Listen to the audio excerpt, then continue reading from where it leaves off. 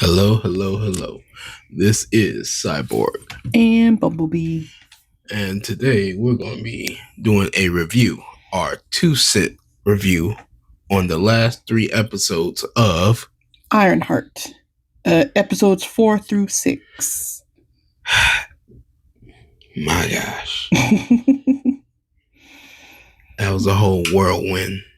We finally finished it, and my. But we'll get to the end part. Episode 4. We'll start there. Yeah. Episode 4 picks up where episode 3 ended, where Riri had left the biomesh, and obviously the biomesh was discovered and got tracked back to Zeke. Yeah, that was not fun. Zeke got arrested. Riri was having issues. She finally went to her mom about it. Having panic attacks, hyperventilating. And her mom takes her to her friends, the Stantons. The magic people. So, turns out that mom has some friends that know and do magic. She got friends on the other side. So we meet Madeline and Zelma Stanton, who are comic book characters. I don't know if they're necessarily like...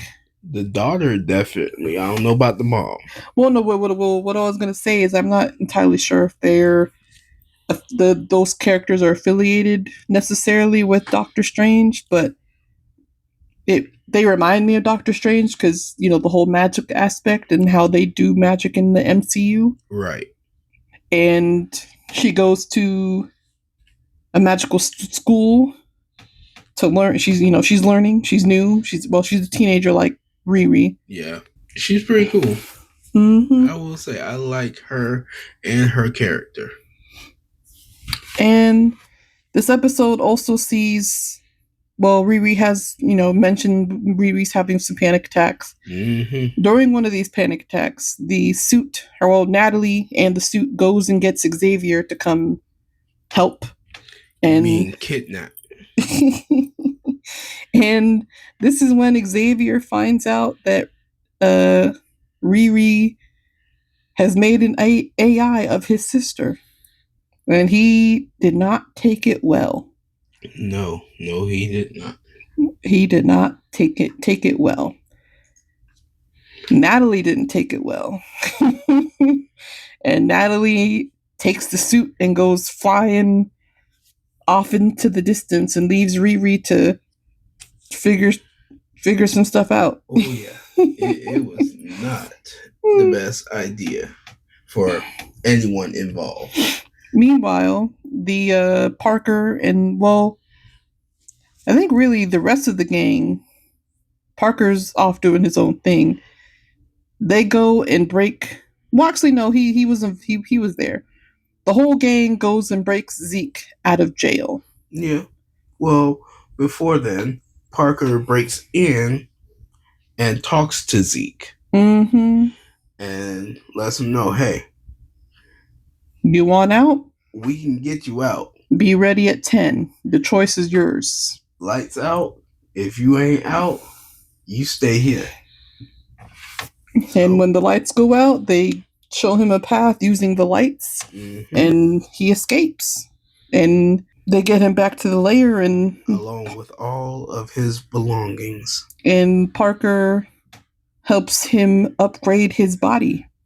But he adds a few extra incentives. Well, we don't... Well, hold on. We'll get to that part. Hold on. He adds a few extra incentives to ensure stuff gets done properly. So yeah, he gets upgraded. He has surgery, I guess, or tech upgrade to his body. Yeah. Which will come to bite him in the butt later. Yeah. So after that, we get to episode 5, where... also, on another note, before I get to that, mm-hmm. Parker lets the gang know that Riri is the one responsible for killing John. And he wants her head. Sets him up and is like, our next mission, get Riri. Pretty much. Bring me her head. And then in episode 5, we see that come to fruition. Yeah. They captured the suit because the suit is off separate from Riri. Which I would, well, if I forgot their name, who's the hacker. But still, I would love to know how they knew where Riri's suit was. I mean, I don't remember exactly what was said in the episode, but I mean, there's only so many times you're going to see a flying suit in Chicago. So very true, very true. And it's not like the suit was like hiding or in, Riri's house. We see the suit just sitting on top of a building. Also very true. Okay, you got me there.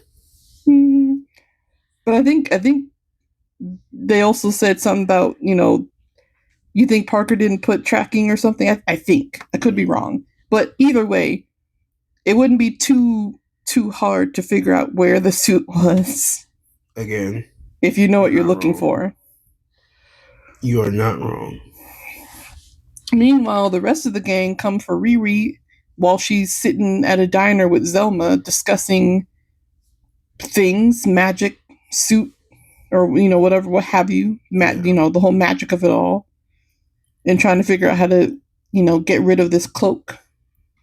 This magical cloak that Parker has. And without telling her, letting her know, hey, this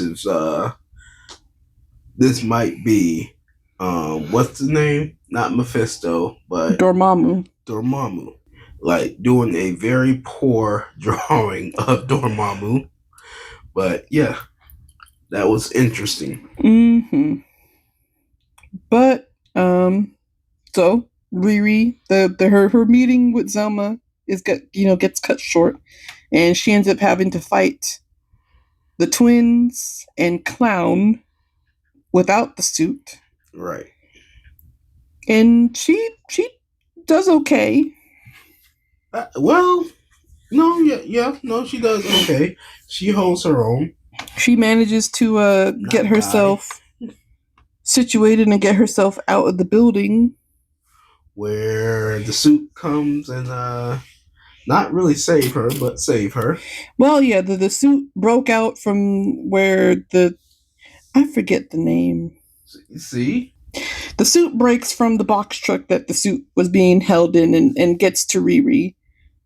Just in time for Zeke to come, and her and Zeke have a go at it, and that was a whole thing. He pretty much tears that suit up. Quite literally. Mm-hmm.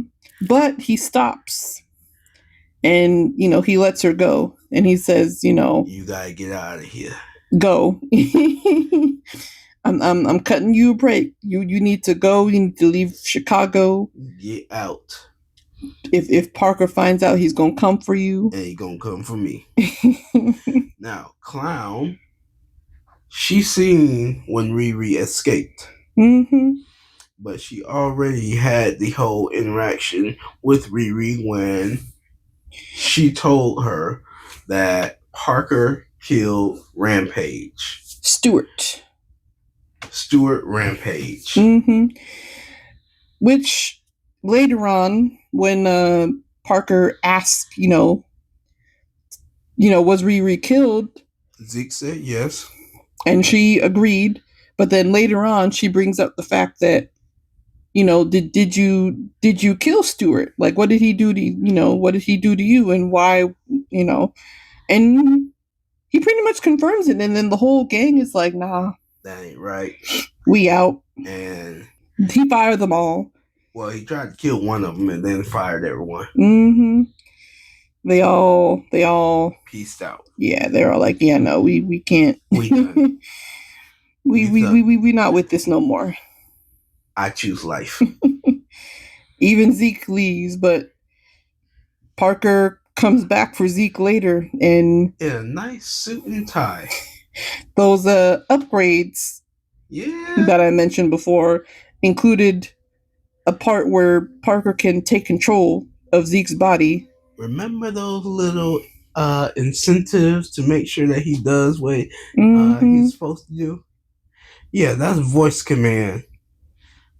So he pretty much has control and can control Zeke, and Zeke can't attack Parker How either. do you let another man control you? I don't know if he knew that that was going on, but it is too late now. It's way too late for that. And when he takes control of Zeke, he and Zeke go to the same mansion that him and John tried to break into, which we learn is his dad's mansion, is Parker's dad's mansion. And that was wild. And apparently, him and his dad do not have a very good relationship. No, they do not. And he tries to do hostile takeover and makes, well, he is successful because his dad does sign the paperwork, to give the company over to him. Yeah, but And, out of distress, though. yeah. And even Zeke was like, you don't belong here. So he's like, yeah, you're right. I don't belong here. Let's go. And they head back to the hideout. Meanwhile, Riri and all of her friends, Zelma, Xavier, the little boy that let her use his wagon, Mom, have all gathered together to... Even Nat. Yes, have all gathered together to build her a new suit. Which looks nice. Mom bought the car back that her and her stepdad were working on, and they were using parts off of that car to build the suit as well. Mm-hmm. And they got it working. They made a new suit, and it looks pretty good to me. And it also comes with magic. They as an upgrade and in anticipation of fighting Parker with his magical cloak, Zelma puts a magical aspect to the suit. But as Zelma said in the show, magic has a cost. Yeah. And the episode ends with Natalie getting deleted. Because the suit can't handle magic and the AI. Mm-hmm. Something goes haywire, and the AI, the Natalie AI, just goes poof. That hurt. Riri wasn't able to save it, and she can't recreate it. She tried in a desperate attempt, but it was unsuccessful, unfortunately. Yep. And while she's still hot blooded and all that, but somewhat scary calm, she gets in the suit and flies back to the hideout. Mm-hmm. And we cut to episode 6, where in the beginning of this episode, we see a continuation of the first time where Parker and John broke into Parker's dad's mansion. Right. Where we see that Mephisto visits Parker and gets him out of the sticky situation because the guards are, pretty much about to take him, about to get him, because he ran into a tunnel and there's guards on either side of the tunnel. So he was kind of he was cooked. Yeah, no doubt. If he didn't go with Mephisto, he would have been going with the police. And he makes a deal with Mephisto, and that's how he gets the hood. Yeah. And how interesting it was in the hideout. Yes, the pizza place hideout. And he makes a deal. He tells Mephisto that he wants to be filthy, greasy rich, and gives him the hood. And he's filthy, greasy rich. Mm-hmm. But he's feel empty inside, as you heard from what Bumblebee said. Mm-hmm.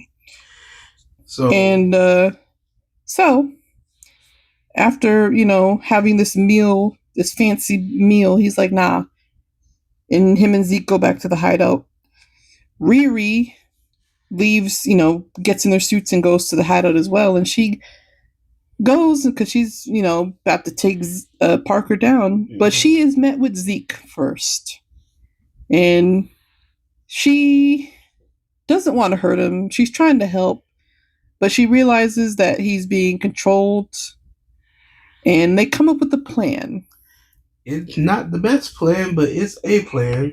Because apparently, or the way they were explaining it, if she pretty much knees him In the gonads. in the gonads, it'll reset his nervous system Yeah. and reboot and, give them enough time to, I guess, kick Parker off or, allow him to take control back. Yeah. I'm be honest. That'll reset any man. I mean, yeah. It don't matter. Getting kneed in the gonads will reset any man. Lots of pain. You wouldn't understand. It'll definitely. I imagine that it definitely sends it'll send a jolt to the nervous system. There's a reason why everybody goes down groveling in a fetal position. Mm-hmm. But hurts. Yeah, she takes care of him, and then she continues on and goes upstairs to go meet with Parker. Mm-hmm. And the two of them are going back and forth. Now, before you continue with that, I'm sorry, I got to say my two piece about this part. Mm-hmm. I'm not that talkative person if I'm going to fight. The second I see your head, I'm popping it. I'm not going to give you a chance to come at me. That's you. I cannot. I understand it's plot wise and moves the story along. I can end this in one shot. He's talking about Riri coming up the stairs and Parker didn't do nothing and allowed her to get up there and start talking to him, I guess. But they get to fighting. It looks like the Hood was going to get, or Parker was going to have the upper hand a little bit until Riri uses a hologram magic. I thought that was pretty cool. And kind of makes him think that he's about to win and tricks him and gets the cloak off of him. Yeah. I mean, it was good. He did good. Well, no, sorry. She did good. Mm-hmm. She successfully tricks him and takes control or acquires the Hood. Yeah. And on her way down, who does she meet in the same booth, in the same hideout? Good old Mephisto. Mm-hmm. And he's talking to her. All kind and friendly, like. Talking her up, saying that she's smart and he was waiting to get to her and blah, blah, blah. Mm-hmm. What do you want? I can help. And she's apprehensive. Which she should be. But she messed up. She's apprehensive. She's talking to him. She's like, it's only me you want, right? No one else. Mm-hmm. And she makes a deal. She shakes his hand. And we kind of get a glimpse and see that, I guess what she really wanted was Natalie back. But she did not get Natalie back the way she wanted at that time. She got the real Natalie. Apparently the real Natalie, Mephisto, I guess somehow the real Natalie is back. Mm-hmm. I don't know. There's always a cost to things, and I don't like it. Yeah. Yeah. And then the episode ends, and the season ends, but and that's it. On. There is a end credit scene.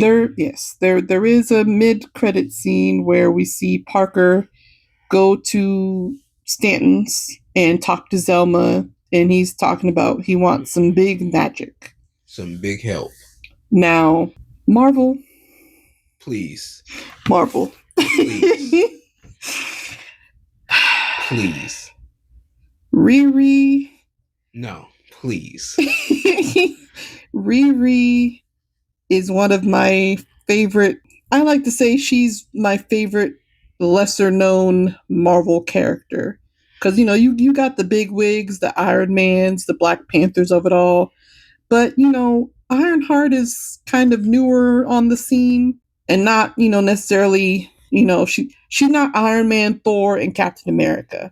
But, she has her own little place in the universe. And Marvel, I'ma need you to expeditiously or as soon as you can, or at least let us know that it's happening. I need a season 2. Expedited. Please, because the way that this ends, you got the cliffhanger with Riri and the new real life Natalie coming back to life. Which we need answers on that one.